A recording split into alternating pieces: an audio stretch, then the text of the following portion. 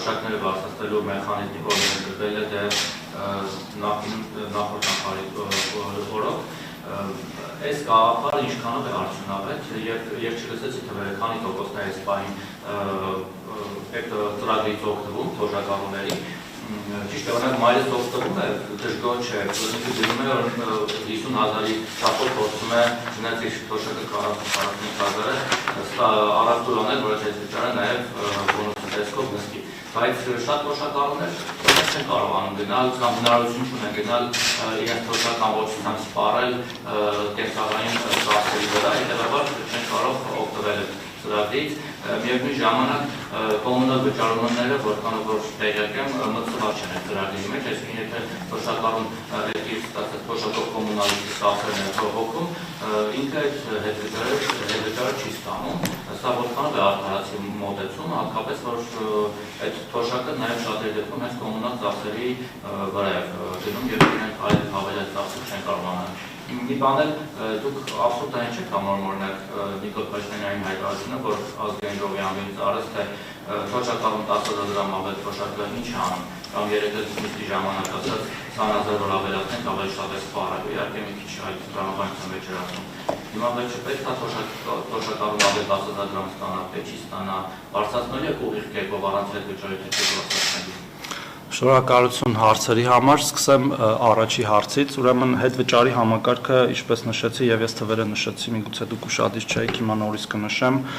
378,000 քաղաքացի օգտվում է կենսաթոշ այդ հետվճարի համակարգից, դա բոլոր ստացողների 57%-ն է 660-ից, այսինքն դա խիստ զանգվածային միջոցառում է, որից օգտվում են այդքան մարդ եւ կարող են օգտվել բոլորը։ Հետվճարի համակարգի ներդրումը պատահական չի, այն ունի երկու նպատակ, մենք միշտ բարձրաձայնում ենք դրա մասին եւ այդ երկու նպատակը պետք է դիտարկել միշտ միասին։ Առաջին նպատակը դա այո, մեր քաղաքացիներին թույլ տալ ավել ստանալ իրենց կենսաթոշակները եւ նպաստները, բայց նաեւ կա երկրորդ նպատակը, որը տնտեսության ստվերից դուրս գալն է, տնտեսության ստվերից դուրս գալը, որով որ պետք է նաև հավելյալ հարկեր հավաքագրվեն, որպեսզի կարողանանք նաև բարձրացնել թե կենսաթոշակների նպաստները, թե մնացած բոլոր պետական ծախսերը, եւ այդ տեսանկյունից դա այսպես անգլերեն ասած win-win կամ հայերեն հաղթանակ լուծում է, որ հաղթում են երկուսը, այսինքն դու ստանում ես քո ավել հետվճարը եւ նաև դրանով գեներացնում ես հավելյալ հարկեր, որով որ ըստ էության այդ հետվճարը տրվում է,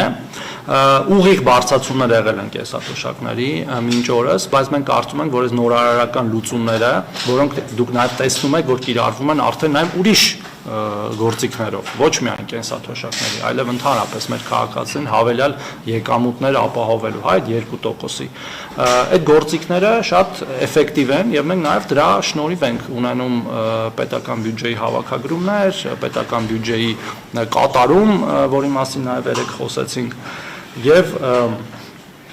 այդպես շարունակ, այսինքն մենք կարծում ենք, որ գործիքը էֆեկտիվ է եւ դրա համար էլ 12%-ը դարձել են 20%-ի, ապագայում միգուցե նաեւ այլ վերանայումներ լինեն։ Կոմունալների մասով, կոմունալները ի սկզբանե եղել են, հետո են հանվել եւ հենց այդ իմ ասած երկրորդ տրամաբանությունից ելնելով են հանվել, որովհետեւ կոմունալ վճարումները երբեք չեն հեռաստվերում տասնյակ տարիներ չեն եղել, որտեղ խիստ հաշվառված են եղել եւ հոսանքը, էլեկտրականությունը եւ ջուրը եւ գազը եւ դրանով հավելյալ հարկային մուտքեր գեներացնելու խնդիր մենք չենք կարող լուծել։ Ես հասկանում եմ, որ կա նաեւ կենսաթոշակառուներ, ոչ միայն կենսաթոշակառուների, բոլորի համար էլ բեռ ինչ որ չափով կոմունալները վճարելու, բայց մենք տեսել ենք վարկագծային փոփոխություն, երբ որ այդ կոմունալները եղել է, հետո ինչ որ մի պահ դուրս է եկել, մենք այդ պահին տեսել ենք հետվճարի չափի իջեցում, բայց հետո նորից վերականգնում, այսինքն մեր քաղաքացիները իրենց վարկագիծը շտկելով ինչ որ ձև, որտեղ նաև մենք հասկանում ենք, որ շատ քաղաքացիներ նաև այլ ծախսեր են իրականացնում, եկել նորից բարձրացել եւ մենք հիմա 4200 դրամի միջին հետվճարի չափ ունենք,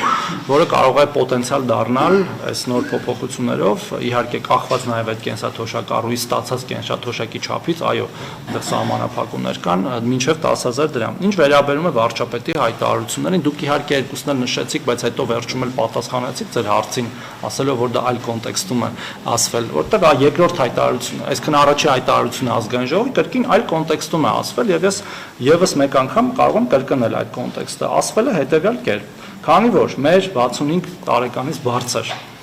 ավագ սերնդի ներկայացուցիչները իրենց շատ ծախսեր իրականացնում են առողջապահության վրա, մենք որոշել ենք այդ հարցը